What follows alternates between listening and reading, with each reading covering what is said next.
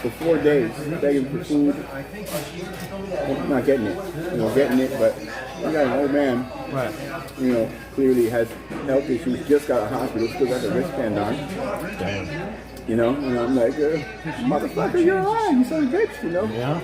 and he's like, yeah, and like I said, he would make jokes that, in retrospect, make me sad, like, maybe next time. Yeah. I guess maybe more than in a way, as a person who had had depression before, you often put a good face on it. Right. That's why he's so funny and telling jokes and gregarious and so yeah, like it's half sad, half joyful. He was grateful for his life and well, I always say every dog's my dog, every kid's my kid, every grandma my grandpa is my grandma and grandpa. If I see an old lady carrying a heavy bag, I'm gonna hold the door for her at least when she lets me carry the bag. I'm gonna carry it for her because that's my grandma. And, if I see a little kid with no shoes on, I'm gonna get that kid shoes. I don't care whose kid he is, he needs some shoes.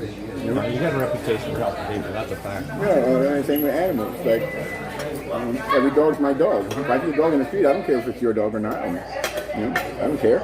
I don't own a dog. I've done over 100 dog rescues and fosters here. I don't own a dog, but every morning I open my door and there's 5 to 10 of them out there anyway. I got a ride. I walked in that day. I walked in, so I couldn't get a ride. And he's down here, and I'm like, oh, I'm glad you're alive. He said, what's up?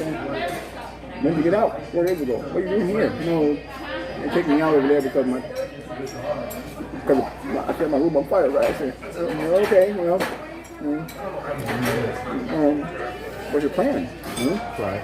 I'm like, oh, I want to see so and so. I got friends up here, So I'm like, oh, I know them. I'll see if I can get you a ride if you can't get one. And I was going to walk back to the slab. I'll see if I can get you a ride. If I get up there, and you're still, you're not young. If I don't see you cross, because I live on the entry to slab. So if I don't see your ass pass me by, I'm going to go down there and see on the next available ride when I see a slab cab or somebody, I'll flag them down and say, hey, there's no man down there. My grandpa's down there, go get him, It's still at night, walk maybe a quarter mile, and car honks at me, and he's in the back. My friend Christian is like, I found your grandpa. He told me like you need a ride or whatever. So I got in with them. And it was close to sunset. Okay. I told him, your friend is way back there. Like, why don't you just have dinner? We're making dinner. Right. We got to my camp. Like it was yesterday when you dropped off Alice, right? Yep. They dropped off me and everybody was there already cooking and everything like that. Yep. So, and everybody loved him anyway. So, I'm like, okay, have dinner with us. And if you need to stay here, that's cool. Like, I'm starting to get in pain again, and I know in a few hours, like, I'm going to be in bed for a day or two. Right. You have that condition. Yeah, so you can have my fucking bed in a transport there if you like. But I live a little far in the back, as you saw, right? Right. So, I live a little bit into the sand. I'm not right on the roadside. So, About 200 feet. and also, come in the transport. Don't be shy. Everybody does. There are days where I fall asleep alone, and I wake up with 2 people in bed and 4 on the floor. I didn't know what was all going on, so I didn't know yet. So, anytime. I've been telling you that for a year now. I know. The rest of them do it. You're slabbing now. I'm seasonal. I'm seasonal. No, they're still slabbing. 99% of slabbers leave. He pitched his tent next to the road, didn't he? Well, my transport has a step that you have to go over to get in. Okay. He's a walker. He couldn't easily get in and out. So, also, we had any kind of situation, we'd have to walk through the sand 100 feet, which is not a big deal for me, but walker is not as easy. He can do it.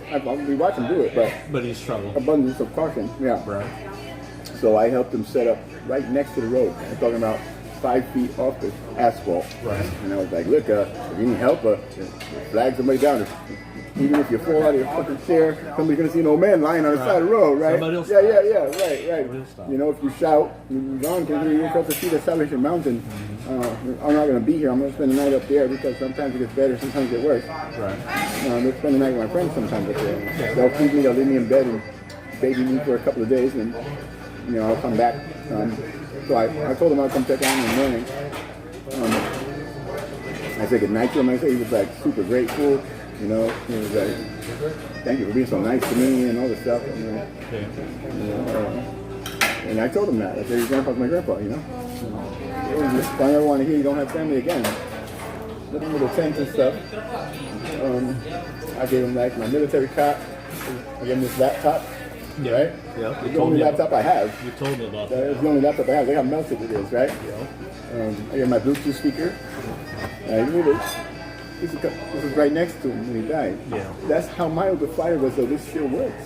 Right. Nothing wrong with it except cosmetic. This is a good excuse for me to build another case for it. Like I'm probably gonna put it in like an old book, right? Something cool. But like this is.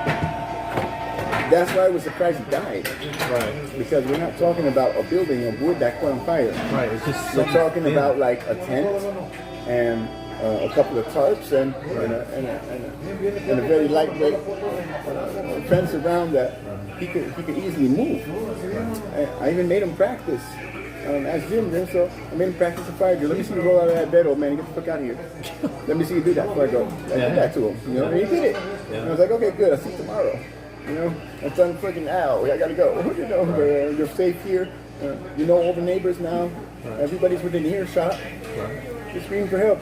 Scream loud. And Jim's mostly deaf. Danita, she's like, this is her wall already. So don't worry, And then I told everybody you were here and whatever, like everybody knew he was there. He's right down the road. He's not even in the camp. Right. Just camp in front of us. So you had people around. I felt like I did as much as I could. Right. To feel comfortable to go next door and sleep up there so in case I had a bad day the next day. Right. I wouldn't be able to make it. They'd have to carry me or somebody would have to stay with me. Right. I didn't want to burden my friends, But they do enough that they let me go sleep in their house, just keep feeding me soup or whatever, until I'm better. Right.